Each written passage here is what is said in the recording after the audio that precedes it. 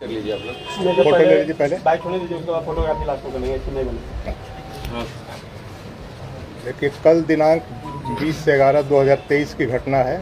लखीसराय शहर के कवैया ओपी के अंतर्गत पंजाबी मोहल्ला है। वहीं पर आशीष चौधरी और दुर्गा झा दोनों पति पत्नी के तौर पर रह रहे थे। इन दोनों के बीच में काफ़ी अंतरंग संबंध पहले ही से रहे हैं और ये दोनों साथ रह रहे थे। इसी कारण से कल ये घटना घटी है कि आशीष चौधरी ने छठ पर्व की समाप्ति के उपरांत सुबह करीब 7:30 पौने 8 बजे छठ घाट से अर्घ देकर लौटने के बाद ये गोलीबारी की घटना दुर्गा झा के घर के समीप की गई है।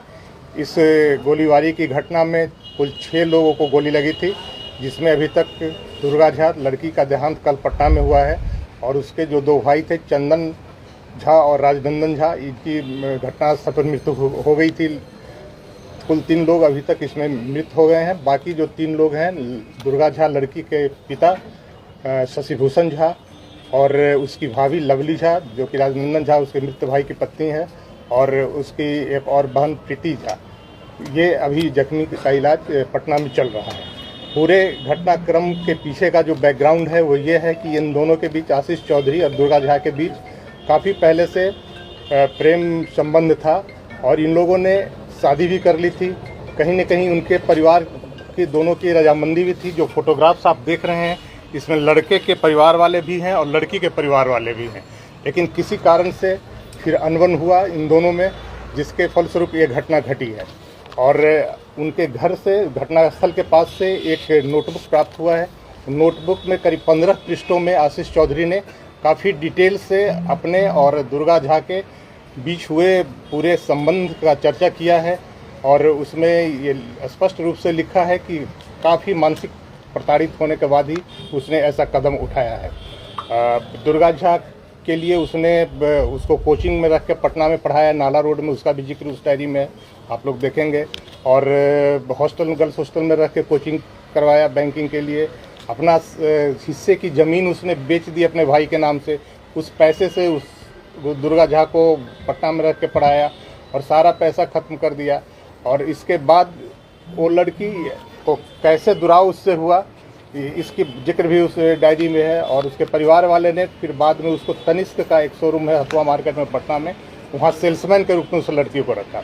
और इस डायरी में जो अंकित है कि लड़की वहाँ जब काम कर रही थी दुर्गा झा, तो वहाँ फिर किसी और लड़के से उसका अंतरंग संबंध हो गया है। और इसकी जानकारी जब आशीष चौधरी को हो गई है तो इसके बाद इसने इतना बड़ा कदम उठाया है। और इसमें जो उसने अपना 15 पृष्ठों में जो बयान दर्ज किया है अपना, उसमें इसने उल्लेख किया है कि काफ़ी सोच विचार करने के बाद, काफ़ी मानसिक रूप से प्रताड़ित होने के बाद ये घटना उसने किया है।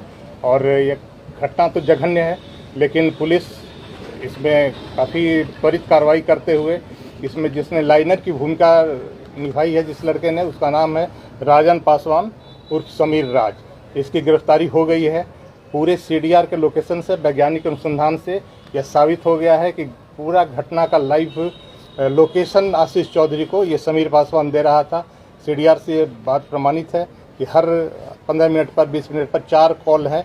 7 बजे से लेकर 7:30 के करीब, 7:45 के करीब तक कॉल से वो बताते गया है। और घटनास्थल पर इसी के लाइव लोकेशन देने पर वहाँ पर पहुँच के आशीष चौधरी ने गोलीबारी की घटना की गई है।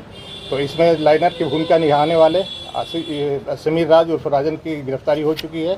और एक और व्यक्ति की गिरफ्तारी हुई है, उमेश साहू की, जिसके बारे में अनुसंधान में और साक्ष्य आए हैं और उस पर साक्ष्य संकलन किया जा रहा है, साक्ष्य को संपुष्ट करने के लिए। इसके अतिरिक्त अन्य लोग पर भी अभी पुलिस की नज़र है। जो अनुसंधान में जो तथ्य आए हैं उसके लिए हम लोग प्रयासरत हैं। किसी भी कीमत पर हम लोग आशीष चौधरी को छोड़ने वाले नहीं हैं। ये घटना उसने किया है, मानसिक रूप से भले ही प्रताड़ित हुआ हो, लेकिन घटना जघन्य है और अपराध के दृष्टिकोण से ऐसी घटना को पुलिस कभी बर्दाश्त नहीं करेगी। और इस पर हम लोग काफ़ी कार्रवाई कर रहे हैं। रात में भी रेड हुआ है।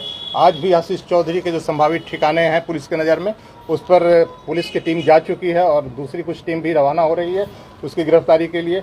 और उम्मीद है कि जल्दी ही हम लोग आशीष चौधरी को भी पकड़ने में कामयाब हो पाएंगे और आशीष चौधरी को निश्चित रूप से पुलिस पकड़कर कार्रवाई करेगी। सर, ये डायरी लिखने से ये नहीं अंदाजा लगता है कि ये सरफिरा आशिक के साथ साथ सातिर भी है? आप कह सकते हैं, सातिर भी है और इसके कुछ क्रिमिनल हिस्ट्री भी मिले हैं जो पहले किसी मामले में ये जेल गया है तो उस पर भी हम लोग देख रहे हैं उसको बढ़िया से कि किस तरीके उसका रिकॉर्ड भी निकालना पड़ेगा, क्योंकि 2007-8 का मामला बताया जा रहा है।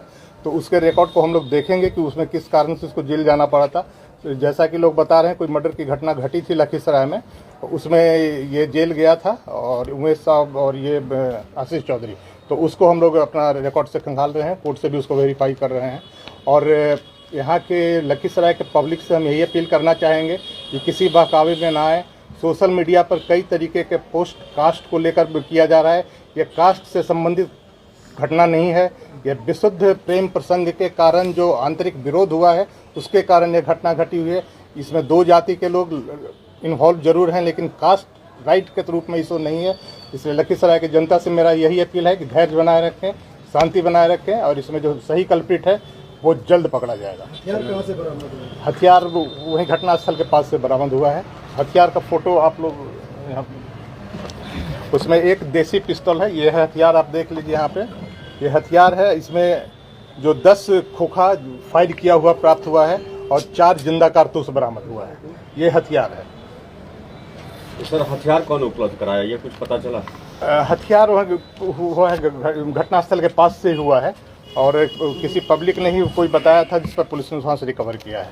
एक सवाल सर और सर, मैंने पीड़ित का आरोप है परिजन का कि 2 साल पहले आवेदन दिया था इस मामले को लेकर कवैया थाने में, लेकिन इस पर कोई पहल नहीं की। अब 2 साल पहले के आवेदन की उसकी तहकीकात हम लोग करेंगे कि किस संदर्भ में क्या आवेदन दिया है, लेकिन पीड़ित के परिवार ने का फोटोग्राफ तो आपको साक्ष्य सामने है। आप देख लीजिए कि लड़की का माँ फोटोग्राफ में है, शादी की तस्वीर है साथ में है, तो ये सब लोग तो रजामंदी करके शादी की और बाद में लड़की को दुराव करके अलग किया इससे। तो सारा घटनाक्रम में तो लड़की के परिवार वाले की क्या भूमिका है ये भी स्पष्ट है पूरे फोटोग्राफ से और नोटिंग से। घटना में कितने हथियार का प्रयोग हुआ है? हथियार एक ही प्रयोग हुआ है जो रिकवर हो चुका है। Thank you.